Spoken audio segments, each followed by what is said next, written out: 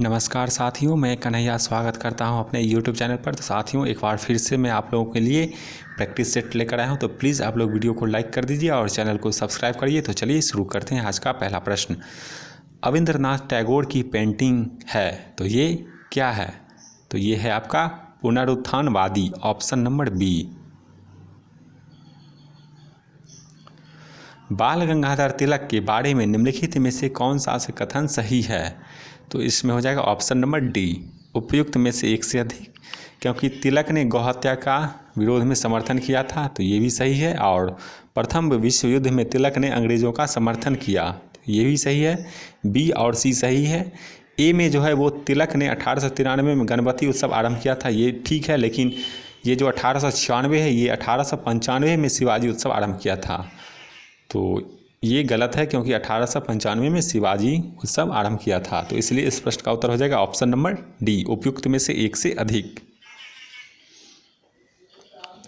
आदिवासी शब्द का प्रयोग सबसे पहले निम्नलिखित में से किसके द्वारा किया गया? तो ये ठक्कर बापा द्वारा किया गया, ऑप्शन नंबर सी। भारतीय शिक्षा के संदर्भ में निम्नलिखित में पर विचार कीजिए। तो इस प्रश्न का उत्तर हो जाएगा ऑप्शन नंबर बी। तो पहले हो जाएगा हिंदू कॉलेज, फिर एडम की रिपोर्ट, फिर वुड डिस्पैच और उसके बाद कोलकाता विश्वविद्यालय आखिरी में हो जाएगा। तो कालक्रम यही है, पहले 4, फिर 3, फिर 1 और फिर 2। शिमला प्रतिनियुक्ति निम्नलिखित में से किससे संबंधित है? तो यह है आपका मुसलमानों के लिए अलग निर्वाचन क्षेत्र की मांग, ऑप्शन नंबर ए। अलीपुर षड्यंत्र के बारे में निम्नलिखित में से कौन सा कथन सही है? तो इस प्रश्न का उत्तर हो जाएगा ऑप्शन नंबर ई, उपयुक्त में से कोई नहीं। अलीपुर षड्यंत्र केस के बारे में निम्नलिखित में से कौन सा कथन सही नहीं है?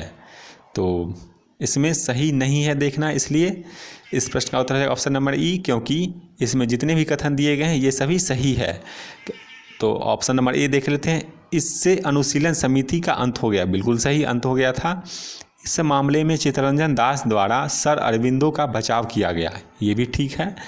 और इस मामले में नरेंद्र गोसाई सरकारी गवाह बन गए, तो ये भी ठीक है। यानी ए बी सी सही है, इसलिए इस प्रश्न का उत्तर हो जाएगा ऑप्शन नंबर ई, इनमें से कोई नहीं। पश्चिमी अनुशीलन समिति का नेतृत्व किसने किया? तो 7वां प्रश्न, इस प्रश्न का उत्तर हो जाएगा option number A, Jatindranath Mukherjee. Jatindranath Mukherjee. Ramoshi किसान सेना भारत के किस भाग में सक्रिय थी? 8वां प्रश्न, तो ये महाराष्ट्र में, ऑप्शन नंबर ए। केसरी और मराठा पत्रिकाएं क्रमशः किस भाषा में लिखी गई? 9वां प्रश्न, तो ये मराठी में केसरी लिखा गया और अंग्रेजी में मराठा, तो ऑप्शन नंबर बी।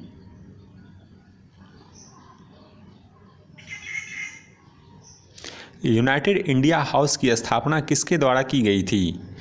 तो इस प्रश्न का उत्तर हो जाएगा ऑप्शन नंबर डी, उपयुक्त में से एक से अधिक। यही सब बीपीएससी में देखना है। अब इसका प्रश्न का उत्तर जो है ऑप्शन नंबर डी क्या होगा वो समझ लीजिए। तारकनाथ दास और जीडी कुमार, इन दोनों द्वारा यूनाइटेड इंडिया हाउस की स्थापना की गई, इसलिए इस प्रश्न का उत्तर हो जाएगा ऑप्शन नंबर टी, उपयुक्त में से एक से अधिक। तो आगे बढ़ते हैं। होम रूल लीग के बारे में निम्नलिखित में से कौन सा से कथन सही है? तो इस प्रश्न का भी उत्तर हो जाएगा ऑप्शन नंबर डी, उपयुक्त में से एक से अधिक। तो देखिए इस प्रश्न का उत्तर हो जाएगा ऑप्शन नंबर डी। क्यों होगा ये समझ लीजिए। तो देखिए, सितंबर 1916 में एनी बेसेंट ने मद्रास में अपनी होम रूल लीग की स्थापना की, ये ठीक है। तिलक ने अप्रैल 1917 में अपनी होम रूल लीग की स्थापना की, तो ये पुणे में किया था, ये भी ठीक है। 1920 में महात्मा गांधी ने Akhil Bharatiya home rule league की अध्यक्षता स्वीकार की, ये भी ठीक है। इन्होंने इसका नाम बदलकर, महात्मा गांधी ने इसका नाम बदलकर स्वराज सभा कर दिया था, तो इसलिए ए और बी सी तीनों ही कथन सही है। इसीलिए इस प्रश्न का उत्तर हो जाएगा ऑप्शन नंबर डी, उपयुक्त में से एक से अधिक। प्रांतीय स्तर पर द्वैध शासन का प्रावधान निम्नलिखित में से किस अधिनियम द्वारा प्रस्तुत किया गया था? तो ये भारत सरकार अधिनियम 1919, ऑप्शन नंबर बी।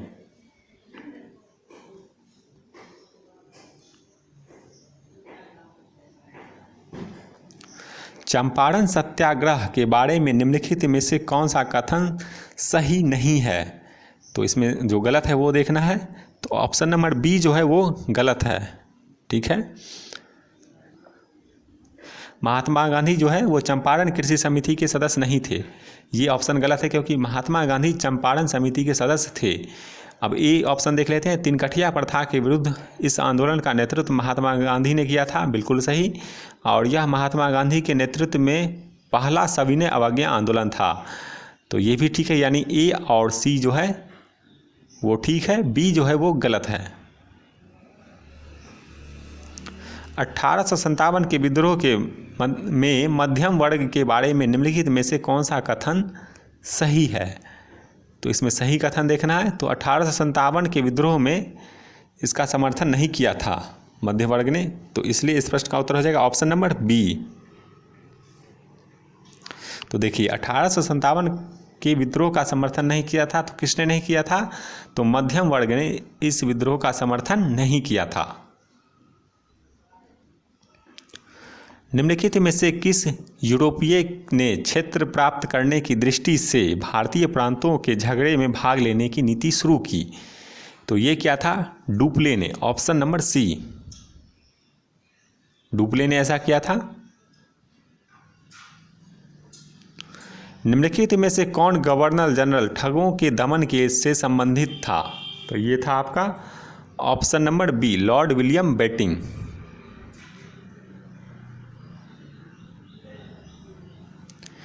निम्नलिखित में से कौन सा से कथन सुमेलित है, यानी कौन सा सही सुमेलित है देखना है। तो ऑप्शन नंबर ए जो है वो सही सुमेलित है। बिरसा मुंडा विद्रोह ये झारखंड में हुआ था, ऑप्शन नंबर ए सही है। बाद बाकी जितना भी है वो गलत है।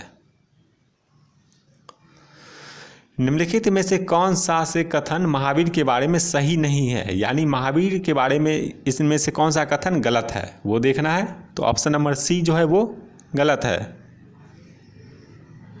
ठीक है, और ए बी सही है। उन्होंने पहली बार नालंदा में की 5 पहाड़ियों में धर्म की प्रचार किया, तो ये सही है। और 72 वर्ष की आयु में उन्होंने पावापुरी में निर्वाण प्राप्त किया, तो ये भी सही है, यानी ए और बी सही है। सी जो है वो गलत है। 3 रत्न निम्नलिखित में से किस धर्म से संबंधित है? तो यह है जैन धर्म से, ऑप्शन नंबर ए।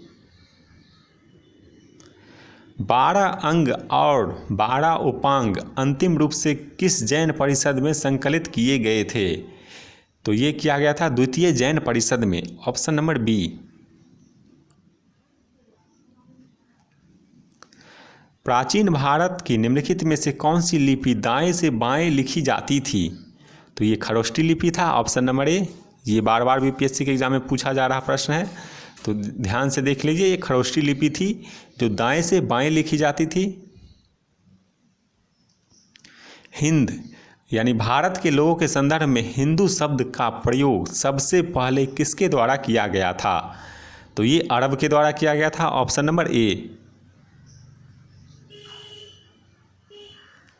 निम्नलिखित में से कौन सा उपनिषद सबसे पुराना है? तो यह है आपका बृहदारण्यक उपनिषद, यानी ऑप्शन नंबर बी। ये उपनिषद जो है वो सबसे पुराना उपनिषद है। अशोक के प्रमुख शिलालेखों की भाषा कौन सी है? तो इस प्रश्न का उत्तर हो जाएगा ऑप्शन नंबर डी, उपयुक्त में से एक से अधिक।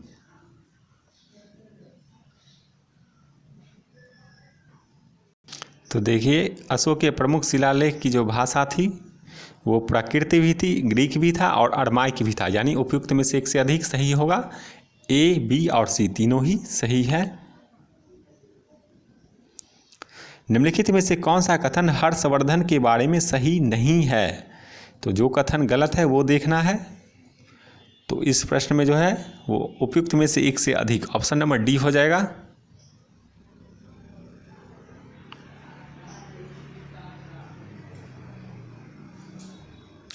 तो इस प्रश्न का जो उत्तर है ऑप्शन नंबर डी इसलिए होगा क्योंकि देख लीजिए वह पुष्यभूति वंश के थे, यानी ऑप्शन नंबर ए भी ठीक है। हर्षवर्धन के 3 नाटक रत्नावली, कादम्बरी और प्रियदर्शिका लिखे, ये भी ठीक है। और हर्षवर्धन को जानने का मुख्य स्रोत राज्यवर्धन द्वारा लिखित हर्षचरित है। तो इसमें जो है वो राज्यवर्धन नहीं होगा, बाणभट्ट द्वारा रचित हर्षचरित होगा। तो इसलिए ये कथन में थोड़ा सा गलत हो जाएगा। तो आप लोग देख लीजिएगा, राज्यवर्धन द्वारा लिखित हर्षचरित नहीं होगा, बाणभट्ट द्वारा रचित हर्षचरित होगा। तो इसीलिए इस प्रश्न का उत्तर हो जाएगा ऑप्शन नंबर डी, क्योंकि ए और बी जो है वो सही है। किस चोल शासक ने संपूर्ण श्रीलंका पर अधिकार कर लिया था? तो ये किया था राजेंद्र चोल ने, ऑप्शन नंबर बी। ऐहोल शिलालेख निम्नलिखित में से किस शासक द्वारा जारी किया गया था? तो ये पुलकेशन द्वितीय द्वारा, ऑप्शन नंबर बी।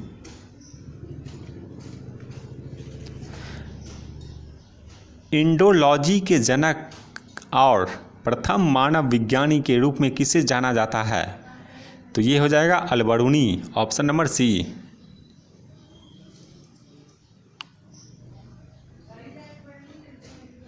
29वां प्रश्न, निम्नलिखित में से कौन सा से कथन शमसुद्दीन इल्तुतमिश के बारे में सही नहीं है? तो सही नहीं है इसमें देखना है। तो लेकिन इसमें जितने भी कथन है वो सही है, इसलिए इस प्रश्न का उत्तर हो जाएगा ऑप्शन नंबर ई, उपयुक्त में से कोई नहीं। अब देखिए, वह इलवरी जनजाति से थे, तो ये भी ठीक है। उसने राजधानी को लाहौर से दिल्ली स्थानांतरित कर दिया था, ये भी ठीक है। दिल्ली सल्तनत में वंशानुगत उत्तराधिकार की शुरुआत इल्तुतमिश ने की थी, ये भी ठीक है। यानी ए, बी और सी जो है वो तीनों ही ऑप्शन सही है, इसलिए इस प्रश्न का उत्तर हो जाएगा ऑप्शन नंबर ई। शेर शाह शासन के दौरान प्रशासनिक विभागों और उनके प्रमुख का कौन सा सही मेल है? तो इसमें सही मेल देखना है। तो इसमें जो है उपयुक्त में से एक से अधिक हो जाएगा, ऑप्शन नंबर डी। अब डी क्या होगा वो समझ लेते हैं। तो देखिए, इस प्रश्न में जो है वो सैन्य अधिकारी सिकदार कहा जाता था, ये भी ठीक है। भू राजस्व अमीन को कहा जाता था, और लेखाकार जो है वो कारकुन को कहा जाता था। ए, बी, सी ये तीनों ही सही है, इसलिए इस प्रश्न का उत्तर हो जाएगा ऑप्शन नंबर डी, उपयुक्त में से एक से अधिक। भारतीय संविधान निम्न में से किसके शोषण के विरुद्ध अधिकार स्वीकृत करता है? 31वां प्रश्न, तो इसमें हो जाएगा ऑप्शन नंबर बी, 1, 2 और 3। भारतीय संविधान निम्न में से किसके शोषण के विरुद्ध अधिकार स्वीकृत करता है? तो यानी बच्चों के लिए, स्त्रियों के लिए और जनजातियों के लिए, ए, 2 और 3।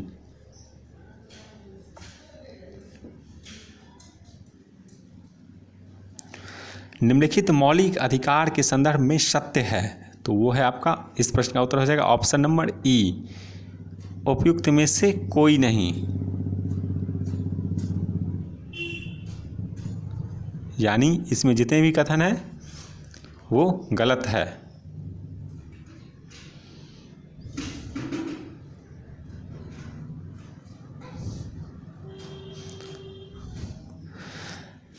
पंचायती राज व्यवस्था में शासन प्रणाली की संरचना क्या है? 33वां प्रश्न, तो यह है आपका, उपयुक्त में से एक से अधिक हो जाएगा, ऑप्शन नंबर डी।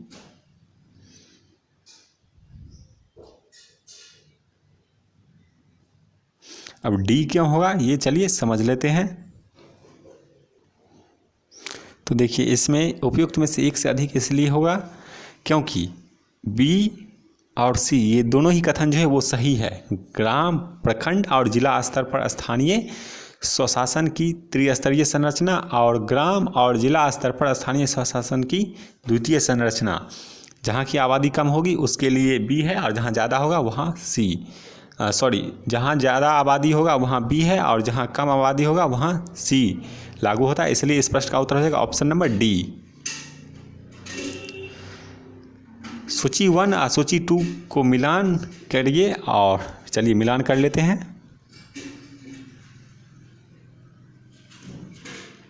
तो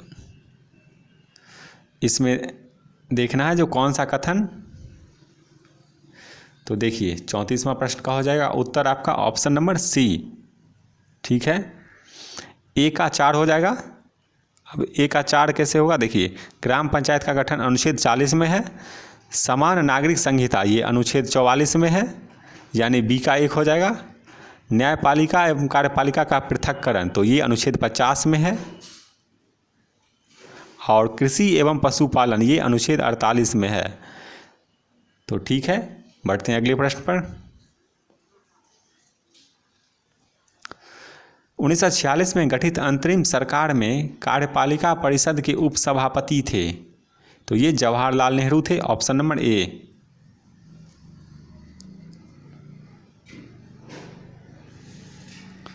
सर्वोच्च न्यायालय अपने मूल क्षेत्राधिकार के अंतर्गत किन विषयों की सुनवाई कर सकता है, तो ये ऐसे विवादों जिनमें एक तरफ भारत सरकार हो तथा दूसरी तरफ एक या उपयुक्त में से अधिक राज्य की सरकारें हो, यानी ऑप्शन नंबर सी।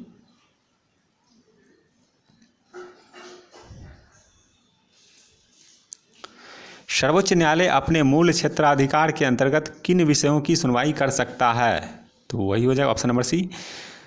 वरीयता अनुक्रम में भारत का मुख्य निर्वाचन आयुक्त का पद निम्नलिखित में से किसके समतुल्य होता है। 37वां प्रश्न बहुत ही महत्वपूर्ण प्रश्न है, क्योंकि बीपीएससी ऐसे प्रश्न पूछता रहता है, तो आप लोग ध्यान दीजिएगा। 37वां प्रश्न तो इसमें हो जाएगा संघ लोक सेवा आयोग के अध्यक्ष, ऑप्शन नंबर सी।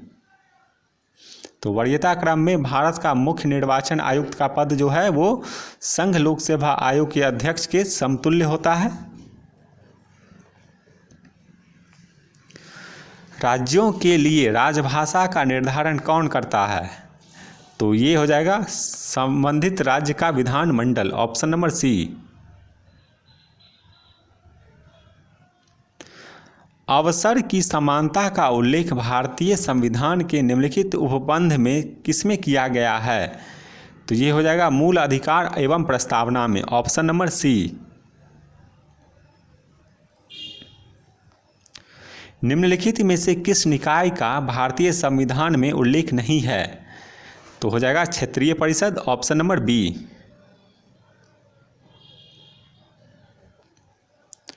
निम्न में से किस अनुच्छेद में यह उपबंध है कि राज्य की नीति निर्देशक तत्व न्यायालय द्वारा लागू नहीं किए जा सकते हैं, तो यह है आपका अनुच्छेद 37, option number A.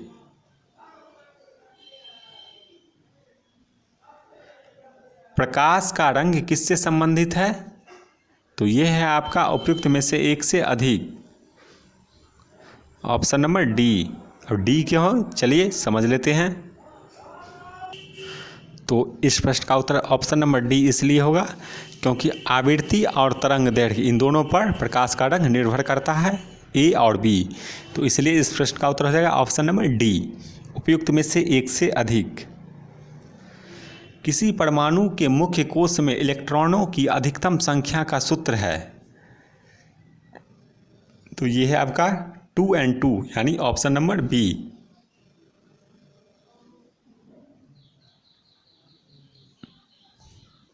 Gun metal के निर्माण में धातुओं का कौन सा मिश्रण प्रयोग किया जाता है, तो ये तांबा, टीन और जस्ता, ऑप्शन नंबर ए।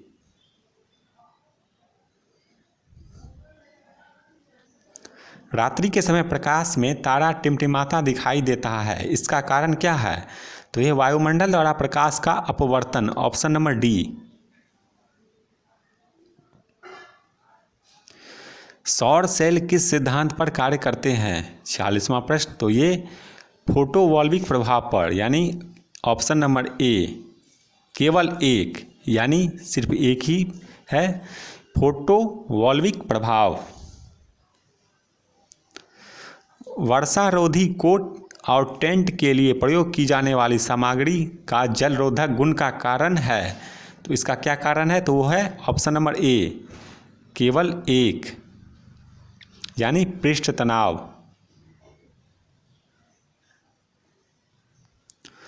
अम्लीय वर्षा वातावरण में किसके प्रदूषण के कारण होती है, 48वां प्रश्न, तो ये ऑप्शन नंबर ए हो जाएगा, केवल एक, यानी कार्बन और नाइट्रोजन के ऑक्साइड।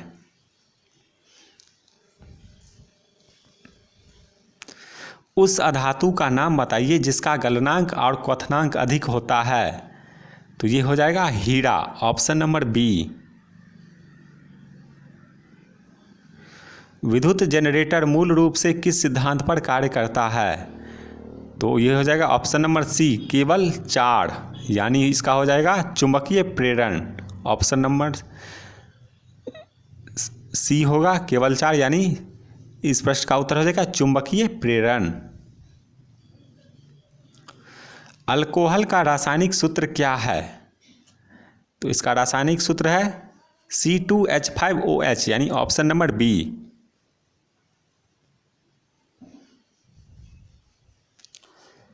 एक प्रणाली जिसमें दो समान और विपरीत आवेश एक सीमित दूरी से अलग होते हैं क्या कहलाते हैं? तो ये है आपका ऑप्शन नंबर बी, विद्युत द्विध्रुव, यानी विद्युत द्विध्रुव, ऑप्शन नंबर बी।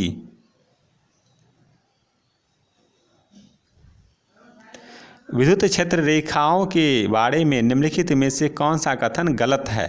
54वां प्रश्न। केवल 3 जो है वो गलत है, यानी ऑप्शन नंबर सी। तो 1 और 2 जो है वो सही है। LED के बारे में निम्नलिखित में से कौन सा से कथन सही है? तो इसमें सही को देखना है। तो ये हो जाएगा ऑप्शन नंबर 1 और 2, यानी 1 जो है तीव्र कार्यवाही और 2 कम परिचालन वोल्टेज। कम परिचालन वोल्टेज 1 और 2 ये दोनों ही सही है। उपग्रहों की बैटरी को रिचार्ज करने के लिए किस उपकरण का उपयोग किया जाता है? तो ये हो जाएगा ऑप्शन नंबर बी, केवल 3, यानी सौर सेल का ही प्रयोग किया जाता है। सौर सेल का प्रयोग किया जाता है। जब किसी भूसंचालित चालक को उसके निकट लाया जाता है तो उसकी धारिता पर क्या प्रभाव पड़ता है? तो इस प्रश्न का उत्तर हो जाएगा ऑप्शन नंबर बी, बढ़ता है। निम्नलिखित में से कौन सा पौधे में मौजूद सरल अस्थायी ऊतकों का एक समूह है? तो ये है option number A, parenchyma, collenchyma और एस्लेरेकाइमा। ठीक है, ऑप्शन नंबर ए। उस प्रजाति का नाम बताइए जो प्रोकैरियोट्स के साथ एक कोशिकीय भी है। तो ये है ऑप्शन नंबर सी, पेरिफेरा। श्वसन के दौरान मानव शरीर में क्या होता है? तो ये ग्लूकोज का ऑक्सीकरण, ऑप्शन नंबर सी। निम्नलिखित में से कौन सी बड़ी आंत का कार्य है? तो इस प्रश्न का उत्तर हो जाएगा ऑप्शन नंबर सी, केवल 4, यानी जल का अवशोषण।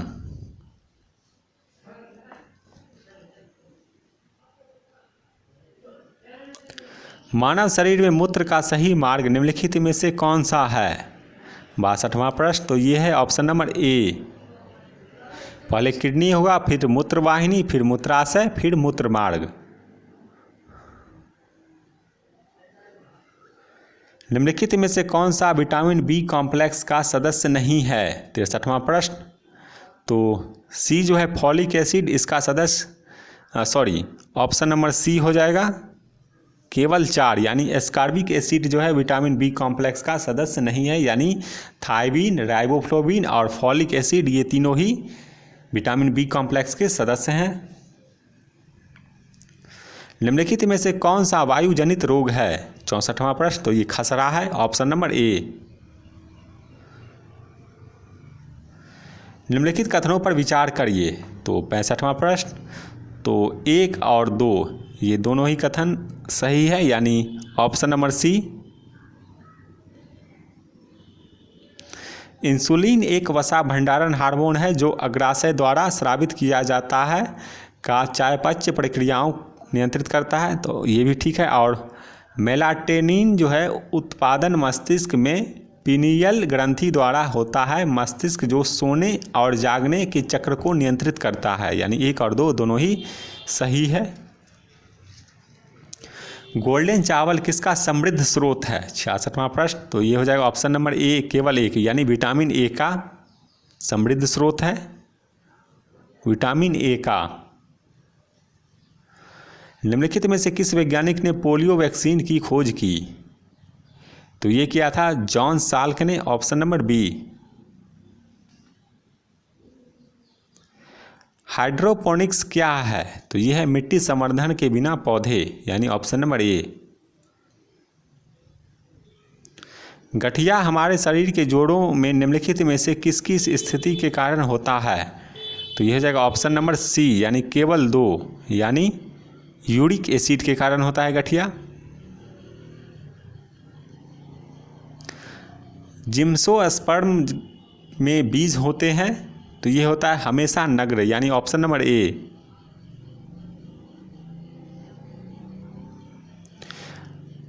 पॉलीसिथेलमिया निम्नलिखित में से किससे संबंधित बीमारी है? तो इस प्रश्न का उत्तर हो जाएगा ऑप्शन नंबर ए, लाल रक्त कोशिकाएं। बहुत ही महत्वपूर्ण प्रश्न है, लाल रक्त कोशिकाएं। भारत ने स्वतंत्रता के बाद अक्सर एवं योजनाबद्ध और मिश्रित आर्थिक मॉडल अपनाया है। निम्नलिखित में से कौन सा मिश्रित आर्थिक मॉडल सबसे अच्छा वर्णन करता है?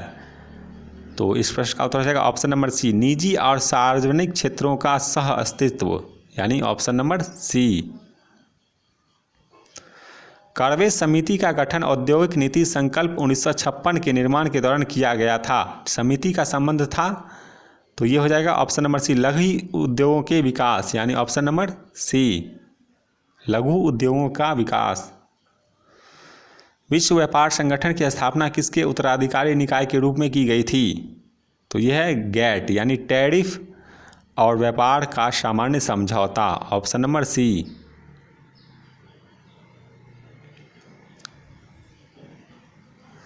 भारत दुनिया के सबसे बड़े विदेशी व्यापार भंडार धारकों में से एक है। भारत के विदेशी मुद्रा भंडार में शामिल है, तो ये है ऑप्शन नंबर डी, यानी 1, 2 और 3 तीनों ही।